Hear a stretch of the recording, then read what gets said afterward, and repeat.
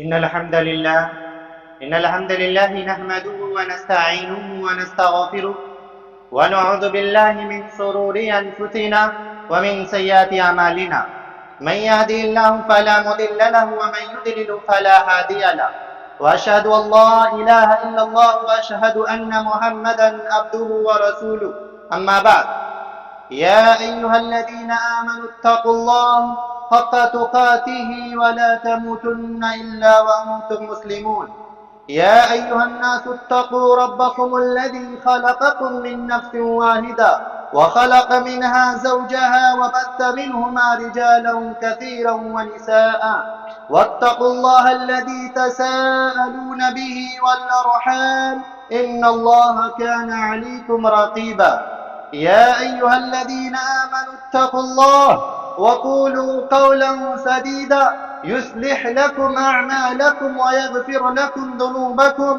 ومن يطع الله ورسوله فقد فاز فوزا عظيما أما بعد فإن خير الحديث كتاب الله وخير الهدى هدى محمد صلى الله عليه وسلم وشر الأمور محدثاتها وكل محدثة بدعة وكل بدعة ضلالة وكل ضلالة في النار فأعوذ بالله من السميع العليم بسم الله الرحمن الرحيم قاف والقرآن المجيد بل عجبوا أن جاءهم منذر منهم فقال الكافرون هذا شيء عجيب أئذا متنا وكنا ترابا ذلك رجع بعيد قد علمنا ما تنقص الأرض منهم وعندنا كتاب حفيظ بل كذبوا بالحق لما جاءهم فهم في أمر مريج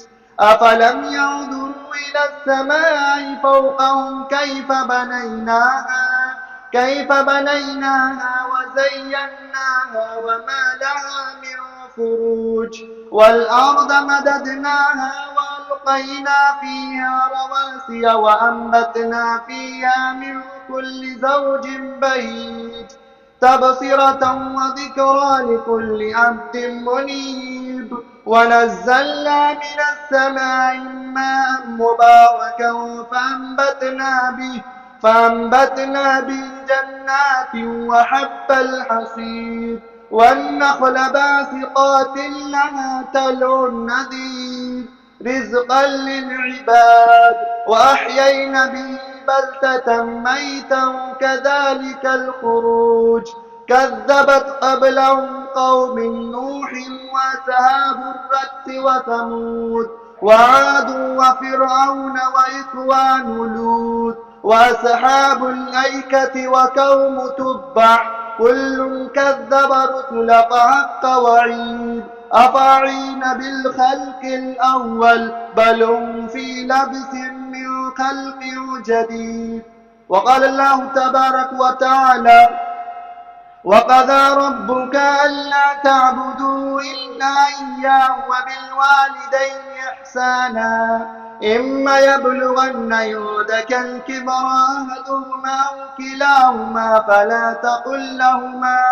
فلا تقل لهما أف ولا تنهرهما وقل لهما قولا كريما واخفض لهما جناح الذل من الرحمة قل رب ارحمهما كما ربياني صغيرا وقال النبي صلى الله عليه وسلم رغيم أنفم ثم رغيم أنفم ثم رغيم أنفم قيل من يا رسول الله قال من أدراك والديه عندك الكبر أحدهما ثم لم يدخل الجنة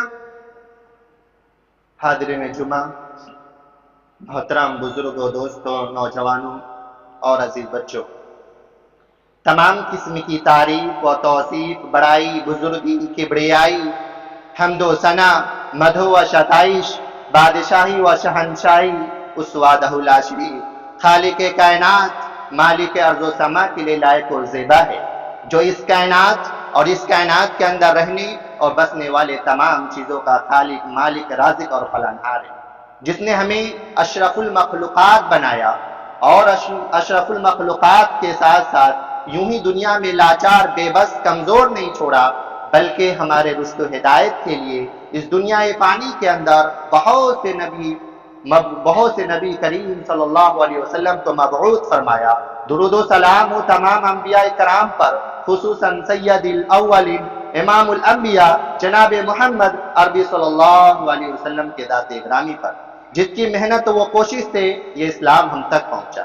میرے بھائیوں، بزرگوں، دوستوں، یہ اسلام کی دولت ملی ہے تو ہمیں اللہ رب العالمین کا شکر گزار ادا کرنا چاہیے کہ اللہ رب العالمین نے ہمیں اسلام کی دولت جیسی نعمت سے نوازا۔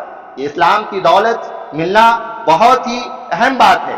میرے بھائیوں، بزرگوں، دوستوں، یہ اسلام ہم تک یوں ہی نہیں آیا، بلکہ یہ اسلام کے خاطر اللہ کے رسول صلی اللہ علیہ وسلم نے بہت تکلیفیں جھیلی، پریشانی اٹھائی، تب یہ اسلام ہم تک پہنچا۔ اور اللہ رب العالمین نے ہمیں یہ دنیا میں بھیجا ہے، بے مقصد نہیں بھیجا ہے۔ اس دنیا میں بھیجنے کا مقصد یہی ہے کہ ہم اللہ رب العالمین کی عبادت کریں، اس کے علاوہ کسی اور کی عبادت نہ کریں۔ اللہ رب العالمین نے سورہ ذاریات میں ارشاد فرمایا ہے وَمَا خَلَقْتُ الْجِنَّ وَالْإِنسَ إِلَّا لِيَعْبُدُونِ، میں نے جنوں اور انسانوں کو صرف اور صرف اپنی عبادت کے لیے پیدا کیا ہے، اس کے علاوہ کسی اور کی عبادت کے لیے۔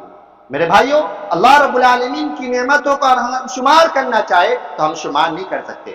اللہ رب العالمین کی نعمت انگنت نعمت ہے، بے شمار نعمت ہے۔ اگر دنیا میں جتنے سمندر ہے سب کو سیاہی بنا لیا جائے، اور دنیا میں جتنے درخت تھے سب کو قلم بنا لیا جائے، اور پھر اللہ رب العالمین کی نعمتوں کو لکھنا چاہے تو ہم اللہ رب العالمین کی نعمتوں کو نہیں لکھ سکتے۔ اللہ رب العالمین کی نعمت بے شمار نعمت ہے۔ آج اللہ رب العالمین کی نعمتوں میں سے ایک بڑی نعمت کے بارے میں انشاءاللہ پیش کروں گا۔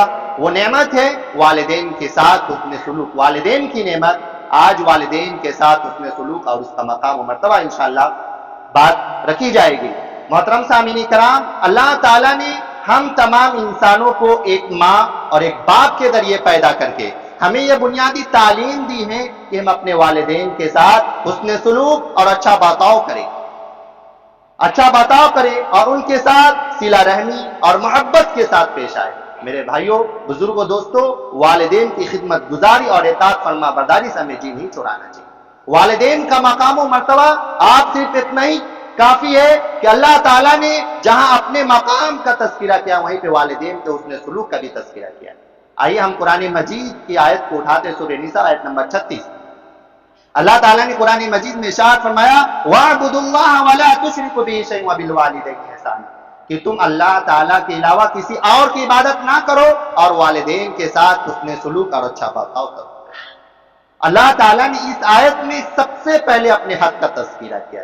یہ اس بات کی دلیل ہے کہ اللہ تعالیٰ کے حق کے بعد سب سے اہم حق والدین کا حق ہے، اور حقوق العباد میں سب سے مقدم حق ماں باپ کا حق ہے۔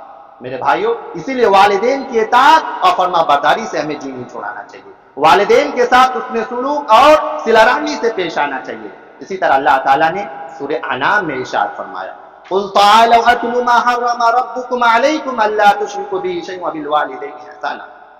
اللہ تعالیٰ نے کہا ہے کہ اے نبی آپ کہہ دیجئے کہ میں آؤں، میں تمہیں پڑھ کے سناؤں کہ تمہارے رب نے تم پر کیا کچھ حرام کیا ہے۔ وہ یہ ہے کہ تم اللہ تعالیٰ کے علاوہ کسی اور کی عبادت نہ کرو اور والدین کے ساتھ حسن سلوک کرو، ان کے ساتھ نیکی کرو۔ محترم سامعین کرام، اس آیت میں اللہ تعالیٰ نے سب سے پہلے محرومات کا ذکر فرمایا اور اس کے بعد والدین کے حسن سلوک کرنے کا حکم دے رہا ہے، اور انہیں اذیت پہنچانے کو اور ان کے ساتھ بدسلوکی کرنے کو اللہ تعالیٰ نے حرام قرار دیا ہے۔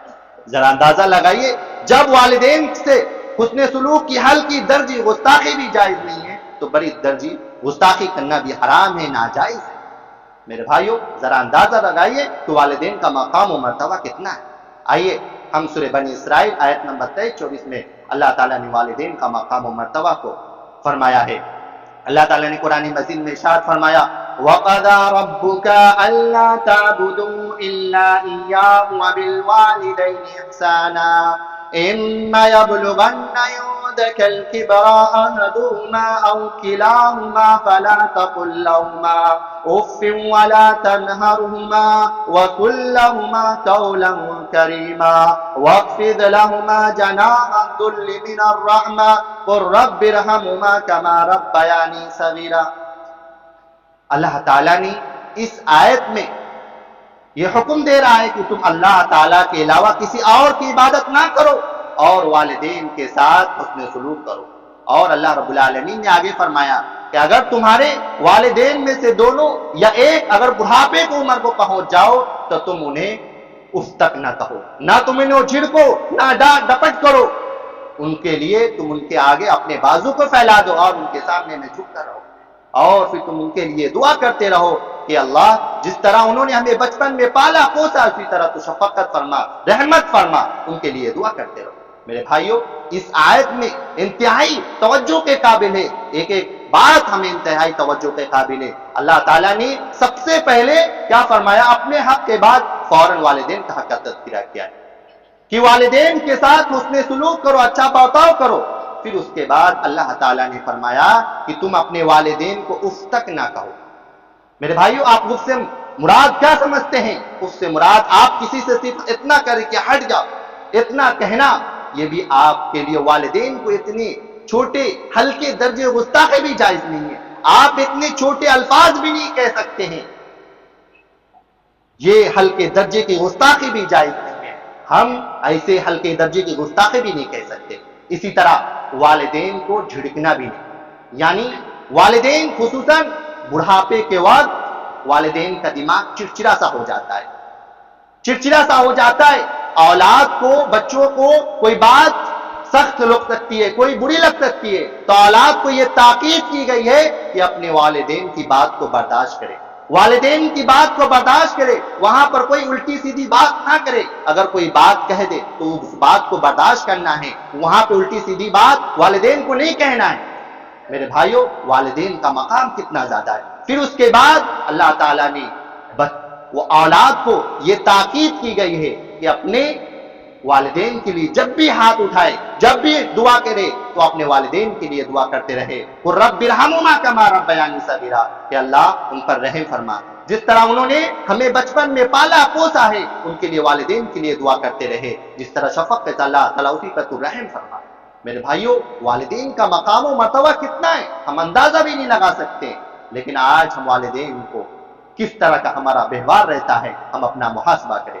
اسی طرح اللہ تعالیٰ نے قرآن مجید کے بعد اسی طرح اللہ کے رسول صلی اللہ علیہ وسلم کی حدیثیں بہت ساری ہیں جو والدین کا مقام و مرتبہ. ایک صحابی اللہ کے رسول صلی اللہ علیہ وسلم کے سامنے میں آتے ہیں اور عرض کیا، من احق بحسن صحابتی قال امک قال ثم ای، قال امک قال ثم ای، قال امک قال ثم ای، قال امک قال ابوک. اللہ کے رسول صلی اللہ علیہ وسلم کے پاس آتے ہیں اور عرض کیا، اللہ کے رسول میرے حسن سلوک کا سب سے زیادہ مستحق کون ہے؟ آپ نے فرمایا تمہاری ماں. پھر اس نے پوچھا تو آپ صلی اللہ علیہ وسلم نے پھر فرمایا کہ تمہاری ماں. اس نے پھر پوچھا پھر کون؟ پھر آپ صلی اللہ علیہ وسلم نے فرمایا تمہاری ماں. چوتھی بار آپ صلی اللہ علیہ وسلم نے فرمایا ابو کا، یعنی تمہارے والد. میرے بھائیوں، علماء اکرام کہتے کہ اس حدیث میں ماں کے درجے کو باپ سے درجے سے 3 گنا زیادہ بتلایا گیا ہے.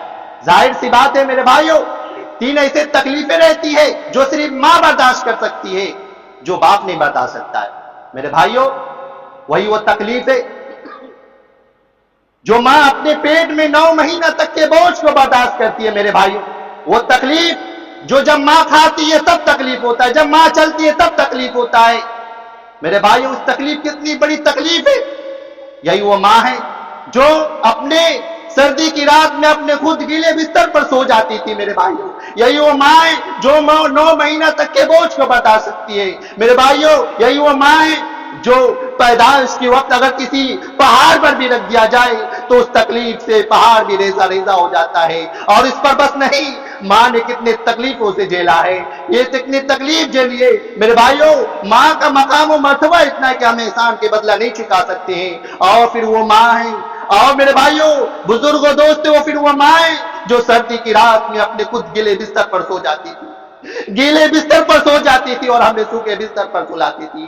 اور پھر وہ مائیں جو ہم قضاء حاجت کر دیتے تھے اپنے ہاتھوں سے صاف کرتے تھی اور ہچکچاتی تھی نہیں، اس کو وہ نہیں کرتی تھی، بچجاجت نہیں کرتی تو شرم نہیں کرتی تھی صاف کرنے میں. لیکن آج ہم اپنا محاسبہ کریں، آج ہمارے پاس اتنا وقت نہیں ہے کہ ہم اپنے ماں باپ سے بات کریں. آج ہمارے پاس اتنا وقت نہیں کہ اپنے ماں باپ تو ہم ایک گھر میں رہتے ہیں، ہم ایک گھر میں رہتے لیکن ہم اپنے بعد اتنا وقت نہیں ملتا کہ اپنے ماں باپ سے بات سکے. موبائل چلا لیتے آدھا ایک گھنٹہ لیکن اپنے ماں باپ کی بات اتنا بات نہیں کر لیتے, اتنے والدین کی خدمت نہیں کر لیتے. میرے بھائیوں, یہی وہ ماں ہے جب ہمیں کوئی تکلیف ہوتی تھی اپنے سینے سے لگا لیتی تھی.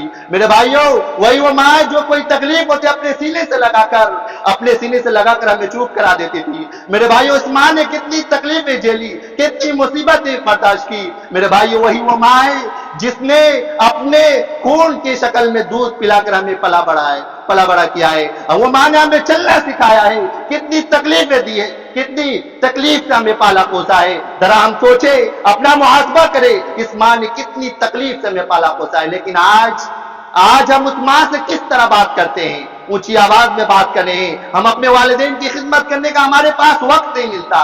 نہیں میرے بھائیوں, اگر ہمیں پاس ماں ملی ہے تو ہم ان کی خدمت کر کے, اگر ہمیں شارٹ کٹ جنت چاہیے تو ہم والدین کی خدمت کر کے جنت حاصل کر سکتے ہیں. میرے بھائیوں, ماں باپ کی خدمت کرنا جنت پا سکتے ہیں. ماں باپ کی خدمت کرنا بہت بڑا مقام ہے.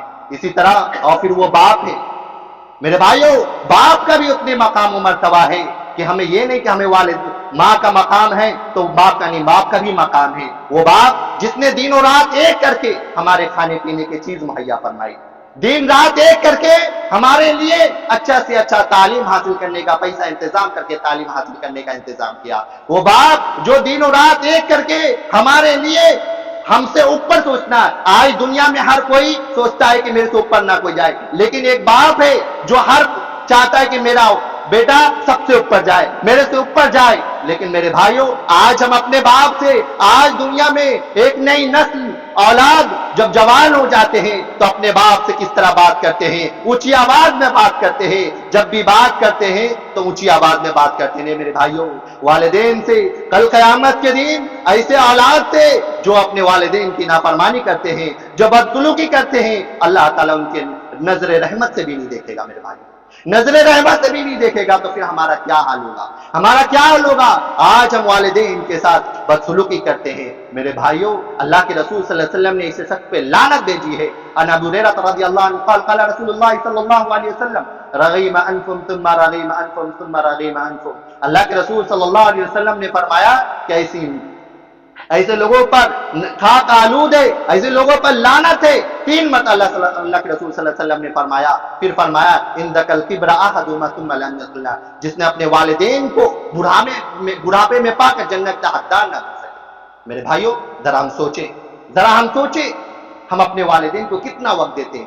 آج ہر کوئی اپنے شہر سے بمبئی کی دنیا میں آتا ہے, اپنا کام کرتا ہے, لیکن اتنے بیزی رہتے ہیں کہ اپنے گاؤں میں والدین کو چھوڑ کر کبھی اتنے وقت نکالتے نہیں ہیں جو اپنے والدین سے بات سکتے. سوچتے کہ ہمارا بھائی جو گاؤں میں ہے وہی ان کی خدمت کرے گا, ہماری ذمہ داری نہیں. میرے بھائی, آپ کی بھی ذمہ داری ہے, آپ جب بھی گاؤں جائیں تو ان کی خدمت کریں. آپ کال پہ لگا کر بات کریں, ان سے بات کر ان سے اچھے صلہ رحمی سے دعا لیتے رہیں, کیونکہ ماں کی دعا بہت اہم دعا ہے.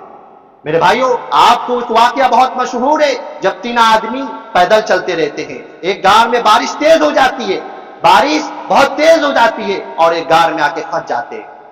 اس میں سے اس 3 آدمیوں میں سے کہا کہ یہاں پہ دعا کرو جو خالصاً صرف اللہ رب العالمین کے لیے وہ کام کیا ہے. اس میں سے ایک چرواہا رہتا ہے جو دور جو بکری چرا کے آتا تھا اور اپنے والدین کے لیے دودھ سب سے پہلے اپنے والدین کو دودھ پلاتا تھا. ایک دفعہ لمبی سفر پہ چلے گیا لیکن ان کو آنے میں رات ہو گئی. جب آیا تو دیکھا کہ ان کے ماں سو چکی تھی اور ان کے بچے جاگ رہے تھے, لیکن ان کو یہ مناسب نہیں لگا کہ میں پہلے اپنے بچوں کو پلا دوں اور اس کے بعد ماں کو بعد میں پلاؤں. وہ اپنے دودھ کا پیالہ لے کر سر کے سرہانے کے جگہ پر کھڑے ہو گیا اور یہ انتظار کرتا رہا کہ جب میری, اور یہ بھی گوارا نہیں کیا کہ میں اپنی ماں کو جگا کر دودھ پلا دوں کہ نیند میں خلل ہو جائے. آج تو اولاد گھر میں رہتے ہیں, بچے گھر میں رہتے, ابو سوئے رہتے ہیں, لیکن چلا کر باتیں کرنا مستی. جو بڑے بچے رہتے ایسے بھی ہوتے نہیں. میرے بھائیوں, آپ ذرا ادب کا خیال رکھا جائے. تو وہ رات بھر تک انتظار کرتے رہ گئے, یہاں تک کہ فجر ہو گئی. تب اس کی ماں اٹھی, اس کے بچے بلبلا رہے. تو انہوں نے کہا کہ اللہ میں یہ صرف تمہاری رضا کے لیے کیا ہے. تو اس کے بعد وہ جو پتھر تھا وہ ہٹ جاتے ہیں، وہ نکل جاتے ہیں. میرے بھائیوں، ماں کی دعا بہت اہم دعا ہوتی ہے، ماں کی دعا قبول ہوتی ہے، اسی لیے اپنی ماں سے دعا لیتے رہے. اسی طرح اللہ کے رسول صلی اللہ علیہ وسلم کی حدیث ہے کہ عبداللہ بن مسعود رضی اللہ عنہ سوال کرتے ہیں کہ اللہ کے رسول ای العمل احب الی اللہ عز وجل، کہ اللہ کے رسول میرے محبوب عمل میں سے سب سے اہم عمل کون سا ہے؟ آپ نے فرمایا الصلاۃ علی وقتہا. میرے بھائیوں، ہم اپنا محاسبہ کریں کہ ہم اللہ رب العالمین کے سامنے میں ہم عبادت کر رہے کہ نہیں. میرے بھائیوں یاد رکھیے، یہ نماز اللہ کے رسول صلی اللہ علیہ وسلم نے پہلے کہا ہے الصلاۃ علی وقتہا، یہی وہ نماز کل قیامت کے دن سب سے پہلے پوچھا جائے گا کہ ہم دنیا میں نماز پڑھتے تھے کہ نہیں، کتنا وقت لگتا ہے نماز پڑھنے میں. ہم اپنا محاسبہ کریں کتنا وقت لگتا ہے نماز پڑھنے میں، لیکن ہمارے کان میں اذان ہوتی رہتی ہے، آواز جاتی رہتی ہے حی علی الصلاۃ حی علی الفلاح، لیکن ہم مسجد کی طرف نہیں آتے. نہیں میرے بھائیوں، اگر ہمیں کل قیامت کے دن جنت چاہیے، اگر ہمیں جنت چاہیے تو ہمیں نماز پڑھنا ہوگا، تب ہمیں جنت ملی. یہ دنیا کی حقیقت کیا ہے؟ آپ سن رہے ہوں گے، اس رفیع نگر میں ہی سن لیں گے کتنے اس ہفتے میں کتنے موت ہو چکے، آپ نے سنا ہوگا کتنے ہفتے میں کتنے موت ہو چکے. یہ موت کا کوئی ٹھکانہ نہیں میرے بھائیوں. اسی لیے اپنا آپ کی نیکی اتنا کر لے کہ ہم اللہ رب العالمین کے سامنے میں روبرو ہو سکے. دوسرا پھر فرمایا بر الوالدین، یعنی والدین کے ساتھ اس میں سلوک کرنا. میرے بھائیوں، پھر اللہ کے رسول صلی اللہ علیہ وسلم نے فرمایا الجہاد فی سبیل اللہ، یعنی اللہ کی راہ میں جہاد کرنا. اس حدیث میں ماں کے درجے کو جہاد سے زیادہ افضل قرار دیا گیا ہے، یعنی ماں کا درجہ زیادہ ہے جہاد کرنے سے. تو یہ معلوم ہوتا ہے کہ والدین کی خدمت کرنا بھی جہاد ہے. اسی طرح جہاد والدین کی خدمت کرنا جہاد. ایک صحابی حضرت بن عمر رضی اللہ عنہ سے روایت ہے کہ اللہ کے رسول صلی اللہ علیہ وسلم کے ایک آتے ہیں، وہ عرض کیا کہ اللہ کے رسول میں جہاد حاصل کرنا چاہتا ہوں. تو اللہ کے رسول صلی اللہ علیہ وسلم نے فرمایا کیا تمہاری ماں زندہ ہے؟ انہوں نے کہا کہ نعم. انہوں نے کہا کہ ہاں. تو آپ صلی اللہ علیہ وسلم نے فرمایا ففیہما فجاہد، جاؤ والدین کی خدمت کر کے جہاد حاصل کرو. میرے بھائیوں، والدین کی خدمت کرنا جہاد ہے. ہم اپنا محاسبہ کریں کہ ہم والدین کی خدمت کتنا کرتے. والدین کی خدمت کرنا جہاد ہے. اسی طرح والدین کی خدمت کرنا بھی جنت میں لے جانے والا عمل ہے. کہ ایک صحابی اللہ کے رسول صلی اللہ علیہ وسلم کے پاس آتے ہیں اور عرض کیا کہ اللہ کے رسول مجھے جہاد کرنے کا میں آپ سے مشورہ لینے آیا ہوں. تو اللہ کے رسول صلی اللہ علیہ وسلم نے فرمایا کیا تمہارے والدین زندہ ہے؟ انہوں نے کہا کہ ہاں. تو آپ صلی اللہ علیہ وسلم نے فرمایا الزلہما جنت عند الرجلین، یعنی جاؤ والدین کی خدمت کرو کیونکہ ان کے قدموں کے پاس جنت ہے. میرے بھائیوں، والدین کی خدمت کرنا، اگر ہم والدین کی خدمت کرتے تو ان کے قدموں کے نیچے جنت ہے. ذرا سوچے والدین کا مقام و مرتبہ کتنا زیادہ ہے، لیکن آج ہماری کوتاہی کتنی زیادہ ہو گئی ہے. اور اولاد کو بھی، والدین کی بھی ذمہ داری ہے کہ اپنے بچوں کو دینی تعلیم دیجیے تاکہ وہ والدین کا مقام و مرتبہ سمجھے. آج ہم دنیا میں اپنے بچوں کو دنیاوی تعلیم پر تو توجہ دیتے لیکن دینی تعلیم پر کوئی توجہ نہیں. حالانکہ دین کی تعلیم اہم تعلیم ہے کہ انسان دنیا میں بھی کامیاب ہوتا ہے اور آخرت میں بھی کامیاب ہوتا ہے. میرے بھائیوں، یہ والدین کی ذمہ داری بنتی ہے. آج لوگ دنیاوی تعلیم کے لیے لاکھوں کروڑوں روپیہ خرچ کر دیتے ہیں، لیکن جب دینی تعلیم کی بات آتی ہے تو بہت ہی سستی اور کوتاہی کرتے اس میں. نہیں میرے بھائیوں، دینی تعلیم یہی اولاد آپ کے نسب کے ذریعہ بنے گا. آج لوگ جنازہ پڑھانے کے لیے امام صاحب کو ڈھونڈتے. نہیں میرے بھائیوں، جتنا آپ کے اولاد آپ کے لیے مغفرت کی دعا کر سکیں گے، امام صاحب کے والدین نہیں مرے، آپ جو مرے، آپ کے جو بچے وہ دعا کریں گے، وہ زیادہ دعا بہتر لگے گی. اسی لیے اولاد کو اتنے قابل بنائیے، اتنے دینی تعلیم دیجیے کہ وہ بچہ آپ کے لیے دعا کر سکے، آپ کا جنازہ پڑھا سکے، آپ کا دفن کفن کر سکے. ابھی کچھ ہی مہینے کی بات ہے کہ ایک جگہ سے مجھے کال آتا ہے کہ امام صاحب ہمارے لیے ایک نہلانے کے لیے کوئی نہیں ہے. تو میں بولا کیا ان کے کوئی اولاد یا پھر ان کو کوئی بھائی نہیں ہے؟ نہیں، ان کو نہلانے نہیں آتے. اللہ اکبر. ذرا بتائیے میرے بھائیوں، ایک اپنے بھائی یا اپنے وہ ایسے گھر میں نہیں رہتے جو نہلا سکے. آج دینی تعلیم سے کتنے دور ہو چکے, ذرا ہم محاسبہ کیجئے, ہم دینی تعلیم سے کتنے دور ہو چکے.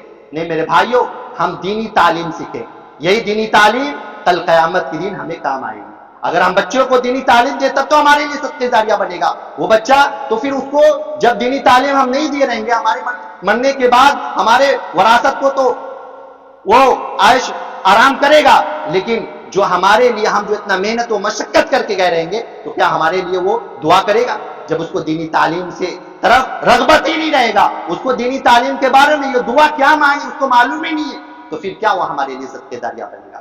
میرے بھائیوں, دینی تعلیم پر توجہ دے. ہم بچے کو دینی تعلیم اتنا ضرور سکھائے کہ وہ ہمارے لیے جنازہ پڑھا سکے, ہمارا دفن کفن کر سکے, ہمارے لیے مغفرت کی دعا کر سکے. اسی لیے ہم بچوں کو دینی تعلیم. آج آپ دیکھ لیجئے سوشل میڈیا پہ اتنے فتنے ایجاد ہو رہے, کتنے فتنے ایجاد ہو رہے. آج دینی تعلیم پر بچوں کو توجہ دینا ہے, ورنہ فتنے کا ایک انبار آپ سوشل میڈیا پر دیکھ رہے ہیں. کتنے سوشل میڈیا پر جو جس کو دینی تعلیم نہیں معلوم ہے. آپ نے کبھی نیا کتنا دیکھا ہوگا کہ اللہ کو وجود نہیں ہونے کا انکار کرے. آپ نے دیکھا ہوگا کہ ایسے کتنے انتشار ہو رہے. اسی لیے بچوں کو دینی تعلیم دینا ضروری ہے. وہ سمجھے کہ اللہ ہمارے ہیں, اللہ ہمارے ہے دنیا میں, علم کے اعتبار سے ہر جگہ موجود ہے, ہمارے بارے میں جانتے ہیں, ایک ایک لمحے کی خبر ہمارے لیے جانتا ہے. جب وہ بچوں کو دینی تعلیم رہے گا تو جانے گا. جب ہم آج کچھ کل پرسوں کی بات ہے کہ ایک بچہ ہم سے سوال کیا ہمارے مدرسے میں, کیا جی ہمارے اسکول میں تو یہ کرسمس ڈے کا چھٹی, آپ بھی چھٹی دیجیے. بتائیے, آپ دینی تعلیم سے جوڑیے میرے بھائیوں, اس کو بتائیے جو نعوذ باللہ جو اللہ کا, جو عیسیٰ علیہ السلام کے جو وہ لوگ یہ قرار دیتے ہیں کہ اللہ کا بیٹا ہے, ان کو یہ معلوم نہیں ہے. یہ اسکول میں ان لوگوں کو یہ چیز بتائی نہیں جاتی دینی تعلیم کے لیے.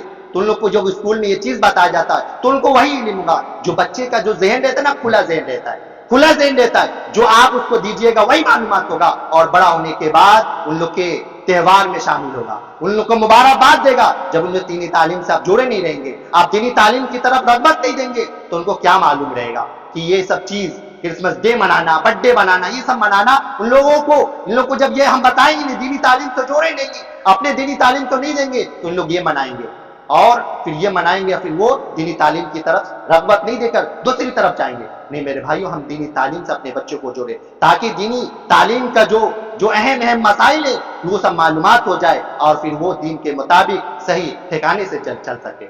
میں آخر میں اللہ رب العالمین سے دعا کرتا کہ مولا کریم ہم تمام لوگوں کو والدین کے ساتھ حسن سلوک کرنے کی توفیق عطا فرما. اے رب العالمین, ہم تمام لوگوں کو اپنے بچوں کو دینی تعلیم کی طرف رغبت کرنے کی توفیق عطا فرما. اے رب العالمین, ہم نے والدین کے ساتھ حسن سلوک کرنے کی توفیق عطا فرما. اے رب العالمین, ہم میں سے جو بیمار ہے اس کو شفا عطا فرما. اے رب العالمین, جو قرض دار ہے اس کو قرض کی ادائیگی عطا فرما. آمین. وآخر دعوانا ان الحمد للہ رب العالمین.